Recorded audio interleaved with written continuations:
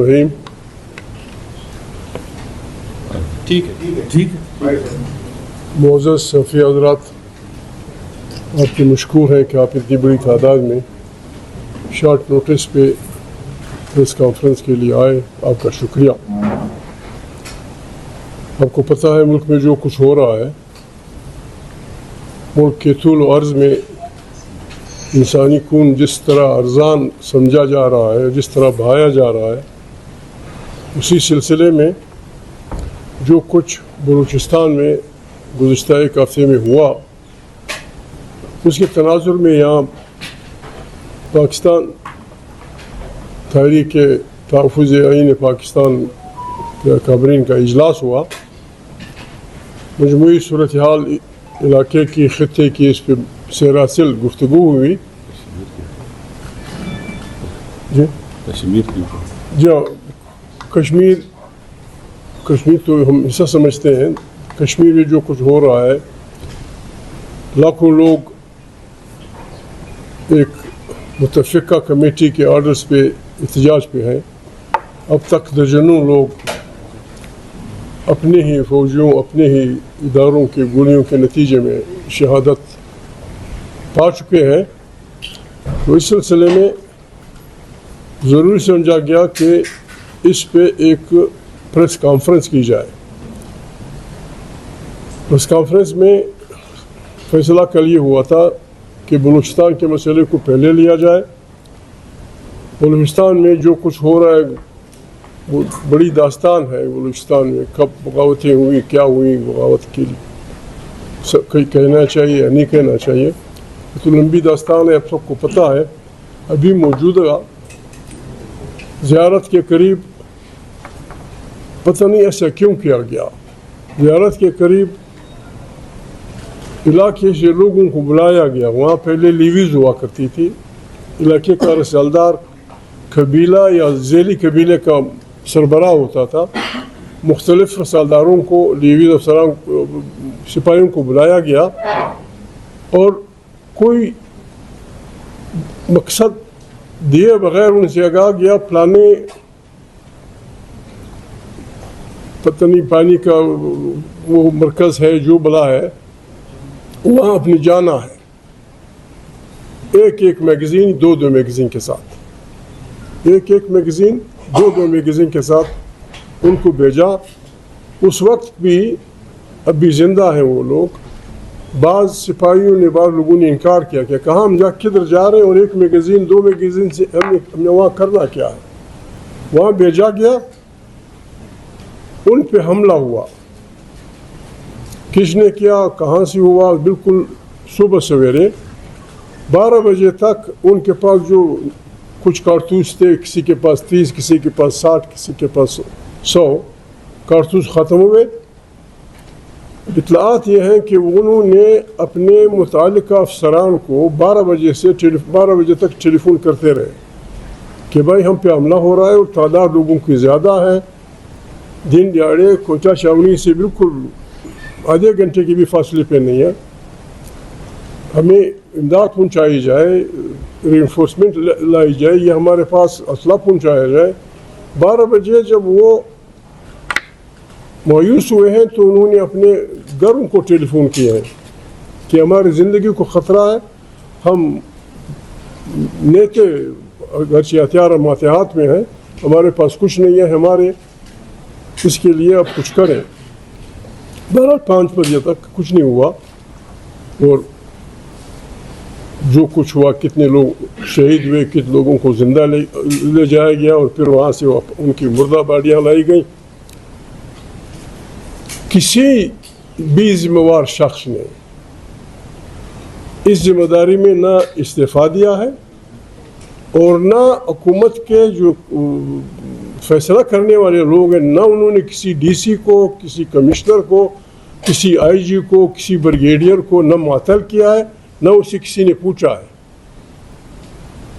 اتنے انسانی خون کی ارزانی، اس میں دنیا میں کہیں ایکسیڈنٹ ہوتا ہے ٹرین کا، منسٹر استعفیٰ دے دیتا ہے۔ میں بار بار یہ ٹرمپ کے واقعے کا ذکر کرتا ہوں۔ ٹرمپ پہ گولی چلائی گئی، کان سے گولی گزری. 12 گھنٹے میں جو عورت انٹیلیجنس کی ذمہ وار تھی وہ مستعفی ہوئی کہ یہ میری غیر ذمہ واری تھی کہ میں نے یا میرے ادارے نے ایسا فل پروف بندوبست کیوں نہیں کیا تھا کہ مسٹر پریزیڈنٹ پہ قاتلانہ حملہ ہوتا. یہاں 60 لوگ یا 50 لوگ یا 40 لوگ بری طرح قتل کیے گئے, کسی سے پوچھ گچھ نہیں ہوئی. ہمارا مطالبہ ہے کہ وہ یا استعفیٰ دیں یا they should be terminated from services. جو بھی ذمہ وار ہے, جس کے پاس ٹیلی فون آیا ہے, آپ کا بچہ ہے, آپ نے بھیجا ہے, وہ وہاں سے ٹیلی فون کرتا ہے کہ میرے پاس کارتوس نہیں ہے, آپ پرواہ نہیں کرتے. آپ کے طیارے کس لیے, آپ کی ہیلی کاپٹر کس لیے جو ہر جگہ پھرتے رہتے ہیں, ڈرون آپ کے کہاں تھے؟ بالکل دن دہاڑے نہ کوئی جو بھی تھے جنہوں نے حملہ کیا ہے, جو بھی تھے نہ وہ جا سکتے تھے. آپ کے پاس دنیا جان کی بہترین مشینری ہے, فوج ہے, فلانا ہے. اور پھر یہ ویسے بھی اصولی طور پہ بھی پولیس کا کام نہیں ہے کہ ٹیررسٹوں کا مقابلہ کرے. پولیس اپنے علاقے کے لیے ذمہ وار ہوتی ہے. ایس ایچ او ہوتا ہے اپنے تھانے کا, وہاں اگر کوئی آتا ہے یہاں تو اس سے پوچھ گچھ کی جاتی ہے کہ تیرے تھانے کے قریب فلانا ہوا. یہاں سے لوگوں کو مختلف علاقوں سے بلا کے مروا کے آنے کے اس سے بھی بدتر ہے. پھر جو لوگ آنے والے میں جو لوگ مارے گئے تھے وہ تو تھے جن کو زندہ لے گئے تھے, وہاں اٹھانے کے لیے کوئی نہیں جا رہا تھا. اور جس بے عزتی سے ان شہید مردوں کو لایا گیا تھا, بالکل ایک دوسرے پہ یوں رکھ کے پک اپ گاڑی میں ایک دوسرے پہ رکھ کے, ایک دن کی لاش 2 دنوں کی لاشیں ایک اوپر تلے رکھ کے پہنچا دی گئی ہے. اس بارے میں تحریک تحفظ آئین پاکستان اس واقعے کو, کشمیر کے واقعے کو اتنا آسان نہیں لے گی. کشمیر کے لوگ کیا چاہتے ہیں؟ ایک کمیٹی ہے, انہوں نے بنائی ہے, ان کے مطالبات ہیں, انہوں نے آپ سے مذاکرات کیے ہیں, آپ نے مذاکرات کیے ہیں. پھر یہ لوگ جانا چاہتے تھے, علامہ صاحب جانا چاہتے تھے, کوکر بھائی تھے, میں تھا, خاقان عباسی تھے. ہمیں وہاں جانے نہیں دیا گیا, اگرچہ ہم نے پہلے ہی پریس میں کہہ دیا تھا کہ ہم اتنے پاگل نہیں ہیں کہ جا کے لوگوں کو اور غصہ دلائیں, ان کو اور اس کی طرف وہ کریں. ہم ان سے کہیں گے کمیٹی والوں سے آرام سے کہ بھائی یہ اچھی بات ہے کہ آپ سب متفق ہوئے گے اپنے مطالبات کے لیے. ان سے بات کرتے, ان کی اس آگ پہ اس گرمی پہ پانی ڈالتے. ہمیں وہاں جانے نہیں دیا گیا. اب سنا ہے کہ وہاں اور بھی شہادتیں ہوئی ہیں اور انہوں نے فیصلہ کیا, تفصیل میں بعض لوگ مجھے زیادہ جانتے ہیں وہ بولیں گے, فیصلہ کیا کہ ہم نے اپنا یہ جاری رکھنا ہے. کیسے ہوگا؟ آپ لوگوں پہ چڑھ دوڑیں گے. ہم نہ پاکستان کے مخالف ہیں, نہ پاکستان کو ہم ایسا وہ سمجھتے ہیں کہ کوئی اور ہم سے زیادہ مالک ہے.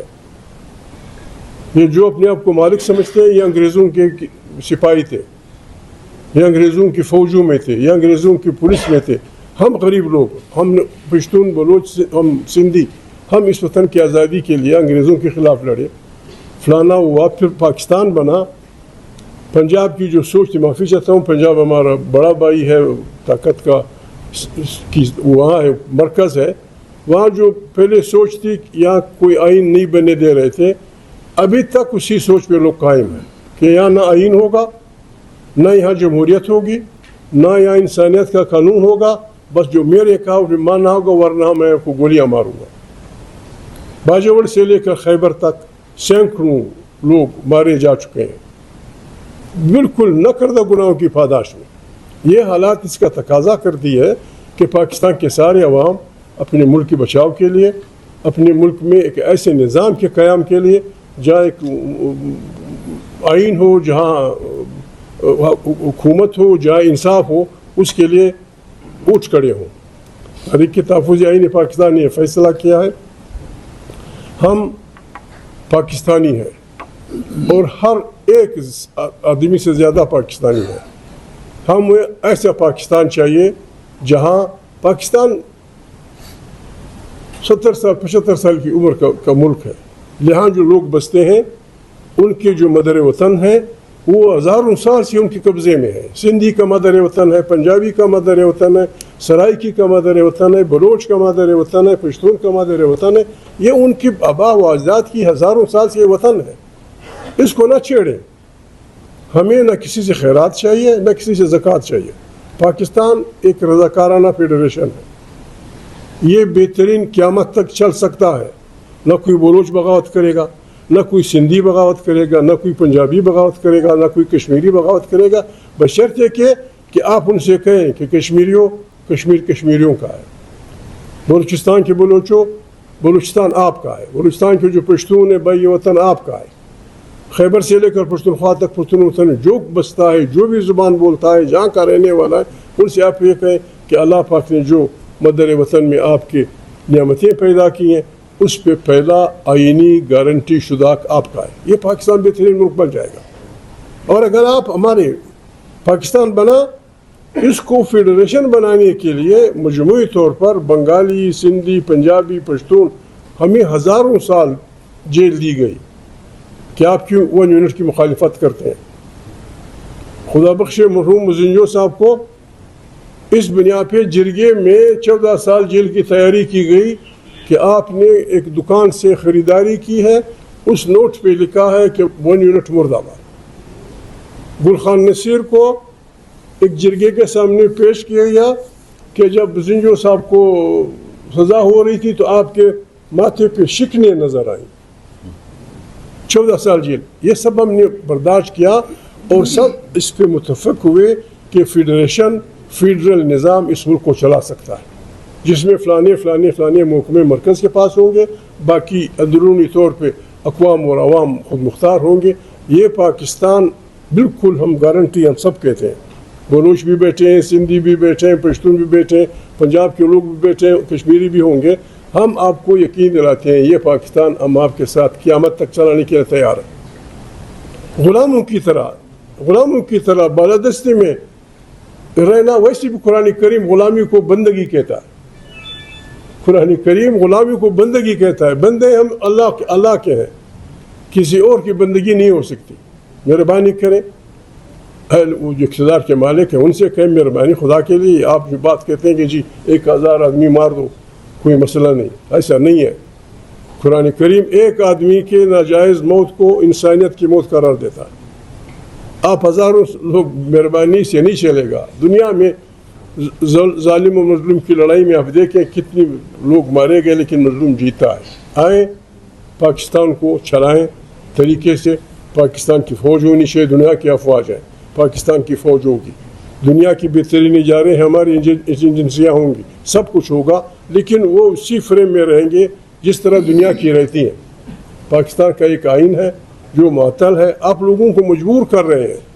اب بھی بڑی مشکل سے ہم لوگوں کو راضی کر رہے ہیں کہ یار تحریک تحفظ آئین پاکستان، وہ کہتا ہے آئین گیا، نئے آئین کا مطالبہ کریں، نیا سوشل کانٹریکٹ. یہ بحران مزید شدید ہو جائے گا. مہربانی کریں، جو کچھ ہوا ہے غلط ہوا ہے، اس پہ بیٹھیں. آئیں ہم سب دل پہ ہاتھ رکھ کے اس غریب عوام پہ جو مہنگائی، ظلم، اس کی علموں کا قول ہے. انسان ہر نظام میں گزارا کر سکتا ہے، ظلم کے نظام میں گزارا نہیں کر سکتا. آئیں پاکستان کو ایک بہترین جمہوری ملک کے طور پہ چلائیں. اس کے لیے ہماری آپ کو کسی کو انکنڈیشنل سپورٹ، اور اگر آپ نہیں کریں گے مجبور ہیں ہم نے ظلم کے خلاف آواز بلند کرنی ہے. اس بارے میں اگر خدا نخواستہ کسی کو لوگوں کو مارنے کا شوق ہے تو اس میں کچھ ہم بھی شامل ہو جائیں گے. خدا حافظ.